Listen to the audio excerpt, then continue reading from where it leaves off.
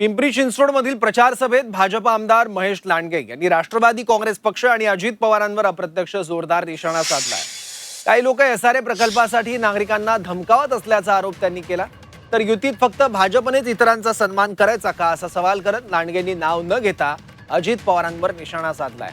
यावर मुख्यमंत्री देवेंद्र फडणवीसांनी लांडगेंना सबुरीचा सल्ला दिला। काही लोक एसआरएच्या स्कीम करतात, काही लोक एसआरएच्या स्कीम करतात आणि ते एसआरए जसं काय म्हणजे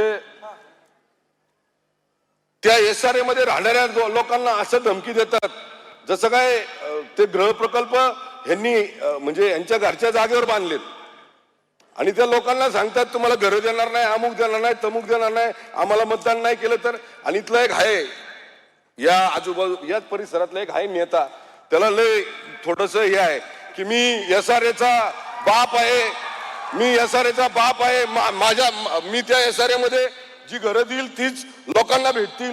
आणि एक चुकीचं काम पण त्यांनी केलंय, ते पण आज जाहीरपणे सांगतो भाऊ।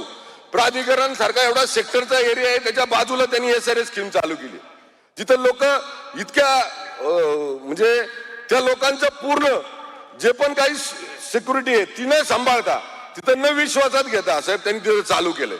साहेब हा एसआरएचा स्वतःला बाप समजतो ना, याला एकदा आपल्याला जागे व्हावं लागेल भाऊ।